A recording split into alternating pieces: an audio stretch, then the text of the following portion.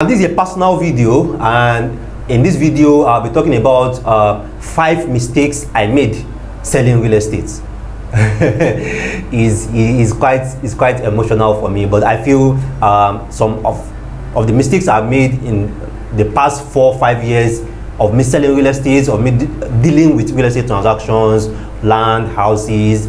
Definitely I've made a lot of mistakes that I've learned from, that have made me better. But sharing these mistakes and sharing these experiences also with you guys, my followers, is also something I feel is necessary, at least so that you guys are going to understand I'm also human, I'm not a robot. And also, and a lot of people can also, a lot of realtors, a lot of investors can also learn also from the previous mistakes that I've made. In case you are coming across a video that is for the first time, this Meet the Property Guy Property channel. This is where we discuss everything real estate that you want to buy, invest, or sell a property here in Nigeria. We share tips, guides, and advice on what to look out for, where to look out for, where to invest, what not to invest. And there are a lot of topics that we have covered already. After watching this particular episode, I also advise that you also go through our previous episodes, previous videos. That are just a lot you are going to learn from. So let's go into it. The 5 mistakes I made selling real estate. Now, mistake number 1, which I made in my early years and early days when I started selling real estate, was selling without consulting. Now, just like almost every realtor out there, when I started selling real estate also, the goal was always to make sales, to get people to buy, to get people to subscribe, and I didn't do enough in asking people why they want to buy, in asking people why they want to invest, in asking people what are their concerns, what are their goals, what are their objectives. And these landed me in a lot of mistakes, in a lot of troubles also, because there are some properties I eventually sold that didn't really match the purpose of what the investor or the client wanted it for, and they ended up being disappointed. And this is also why in a lot of my videos I keep repeating it. Don't buy or invest in real estate without having a clear goal. Don't invest in real estate without having a clear objective. And because of my previous mistakes, I also ensure it now that before I sell any property for anyone, I will ensure I ask you a lot of questions about your financial objectives, financial plans, your investment goals, your risk taste. What's your risk appetite? So this will ensure that the kind of property, the kind of investments we are sharing to you is something that will perfectly meet what you are looking for. So the first mistake I made years ago was selling without consulting, and basically that's also drive me to open this channel, at least just to share a lot of content. Now, the second mistake I made when I started out selling real estate was selling to everyone. Like everyone was a potential client. Yeah, everyone is still a potential client to me right now, but right now I don't sell to everyone. And what I mean by selling to everyone was I was selling to almost everyone that comes to my DM and asking for a property. You know, someone will come and ask, do you have a land of 600k or land of 700k per plot? And next thing I'm thinking about is picking locations and sending locations that fall within that category. Now, I don't do that anymore. I don't sell to everyone anymore.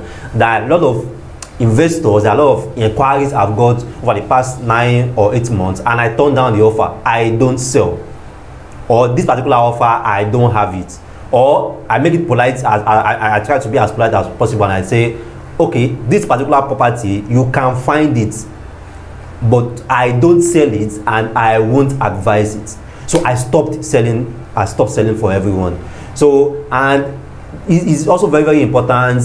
There's a video I actually did, I don't remember the topic again, where I talked about the times when you should not buy real estate. You see, real estate is capital intensive. There is no reason why at some certain stage you should buy some certain properties. For example, your annual savings in a year is around like maybe 1.5 million or 2 million naira.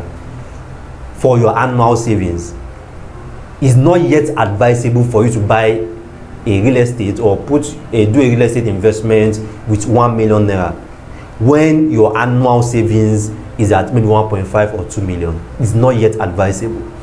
Before you can buy a real estate at 1 million naira, your annual saving or financial net worth should be at least around 3.53 million. So that the 1 million naira you are spending for your real estate investment, you still have like around 2 million to 1.5 million naira extra to handle any other financial emergencies or financial expenses that might come up after you have invested. And that's one of the things that I do very well nowadays. For a lot of people that are earning maybe 150k or 200k monthly and want to invest in real estate, I just come up playing with them. What you just need to do right now is to start saving or continue saving and look at different ways you can boost your business for you to make more. Don't go into real estate investment yet. So but when I started out, I made that terrible mistake of actually selling to everyone. Either you are making 100k monthly, or you are making 150k monthly, or you are making 200k monthly. I'm just looking for any property that you can buy. But that's not the case anymore. That's not the case anymore. And it's also very, very important for you as an investor and for you as a realtor to understand that there is actually a financial stage you have to attain before you say you want to start investing in real estate or start investing in certain real estate. Now, the third mistake I made when starting out selling real estate was selling a brand, not a solution. Now, because when I started selling real estate, I was actually working with a real estate company. So basically, we were selling the products, the estates and the locations where the real estate companies had to offer. So all our selling then, all my selling then was just about how to just canvas people to come and buy that location, to come and buy that estate. So I was not selling a solution. I was actually selling a location. I was actually selling a brand. I was actually selling a product. So, and what that will always eventually result in is that a lot of people will buy that location without actually matching the kind of solution they are looking for. So because now I'm no longer selling for a company or selling for a brand, I'm selling solutions. So it makes it a bit better for me to advise you in terms of what best fits your preferences, what best fits into your budget, and what best fits the kind of solution that you are looking for. So selling a solution, not a brand, now offers me better in terms of relationships, in terms of trust also, because people will know that you are not trying to spoon feed a particular offer or force a particular option onto them, but you are trying to give them options, you are trying to guide them, you are trying to advise them based on this location offers you this location offers you this location offers you this investment opportunity offers you this investment channel offers you this and that. So by giving them options, by widening their perspective, they can actually look at opportunities that they were not looking out for before, or they don't know is present, because this time what you are offering is a solution, not what I'm offering is a solution, not a brand. So that's just the difference between how I'm doing it right now from how I was doing it when I started then, because all we were doing was just to try as much as possible to sell the company, to sell the estate, and to sell the location, and that's not really ideal. That's a mistake. That's one of the things I look back at and I feel no, I didn't do as good as enough. So for realtors, don't sell a brand, don't sell an estate. What you should actually be selling to your investors, to your clients, should be the best solution to what they are looking for. And for a lot of time, actually in my website, Installment Homes NG, I put it there clearly that we try to sell what you need, not what you are looking for, because in a lot of cases and a lot of times, what you are looking for will not be what you need, and that's very true. And for a lot of people that have me in my contact, already, they also testify to this. I don't force any option on anyone. You get. I'm always fine to lose out the deal. I'm always fine for you to buy from someone else, buy from another realtor, or buy from whoever you want to buy from, as long as I don't lose my relationship with you. So if what you are looking for after my consultation with you doesn't fit into the solution that we best believe should suit you, we are not selling. That is it. We don't sell. So we only sell what you need. We only ensure that what the properties we are throwing to you, the options that we are throwing to you, are actually what you need. And we try as much as possible to guide you from what you are looking for to now, for you to now understand or fully understand that this what you are looking for actually doesn't match with what you need right now. So, and that's one of the very important things I learned from the mistakes I made before by selling a brand and now ensuring that what we are selling is actually a solution. Now, the fourth mistake I made when I started out selling real estate was not charting properties. I was not verifying properties. So, and it's sad that I didn't learn that as fast enough, and that's why I try as much as possible these days to educate as much people that want to buy real estate, as much people that want to sell real estate about verification, investigation, charting, and so on. Any property that you want to buy, you must always verify it. You must always check the status of the land, the rights and title of the people that want to sell, if it's legit and if it's genuine, before you buy. So, not charting properties when I started out real estate is one of the mistakes that I made and one of the mistakes that I regret. And nowadays we ensure that any property that we want to sell, we try as much as possible to ascertain the people that want to sell and their right to that property. Is the property just newly launched? Is it fenced? Have they been able to do anything on that property without any encumbrances?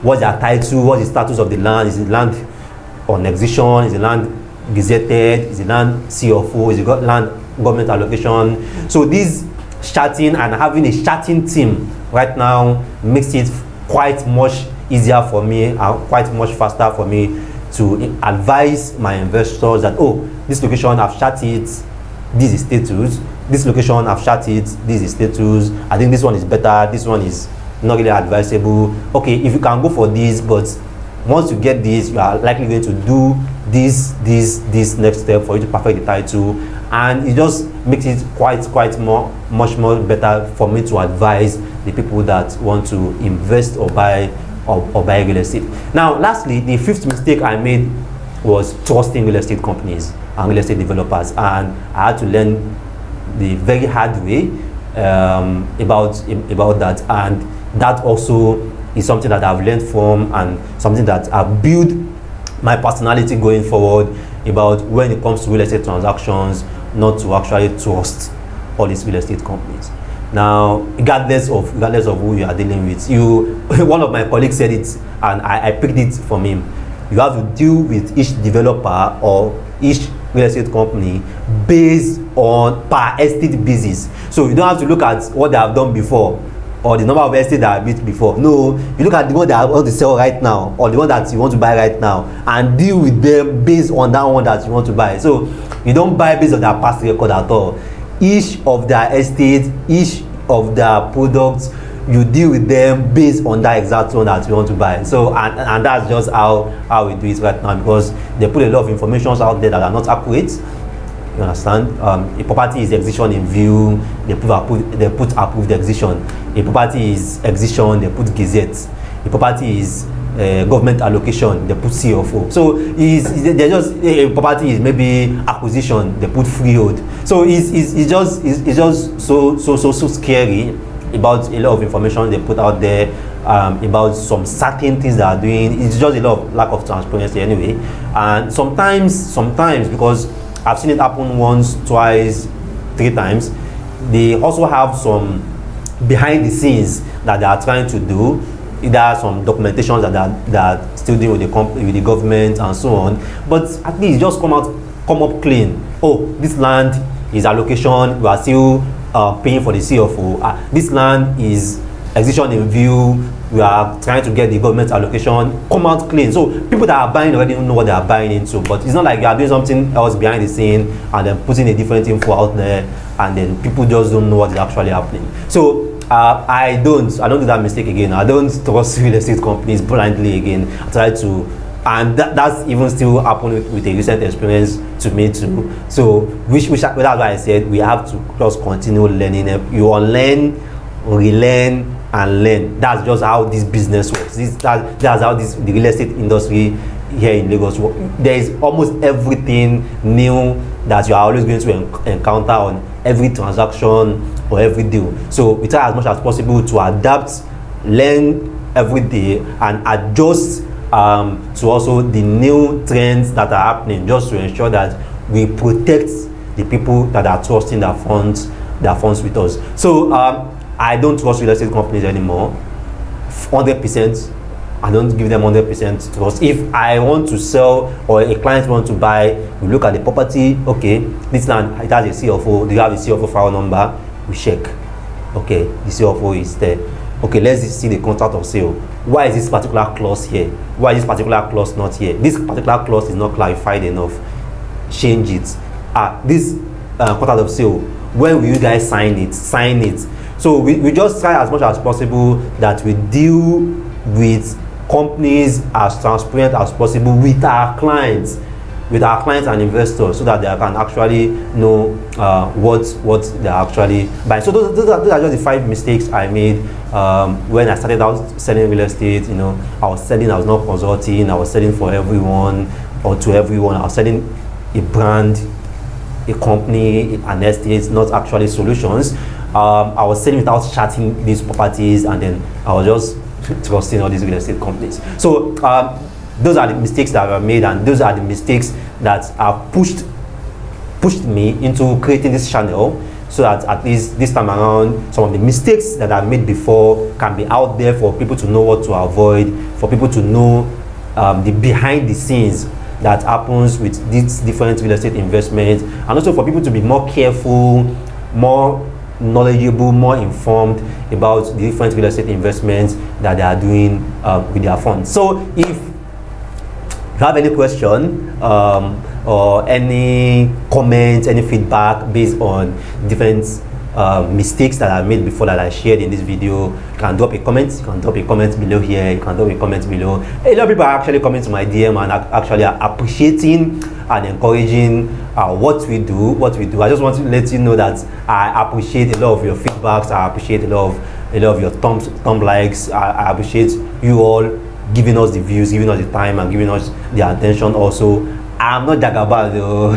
I'm not Jagaban, so I see a lot about this real estate industry that's missed, so I don't know. So, but we try as much as possible to continuously learn and also to advise you better as much as we can when it comes to protecting your funds and also protecting your property. So as if being a mobile property on the planet, your property advisor, your property consultant, Rabi Mustafa, thanks once again for your time. Thanks once again for watching our video, and don't forget to give us a thumb like, give us a thumb like. You will find this very, very educating and very, very informative. Thanks again, and see you next time.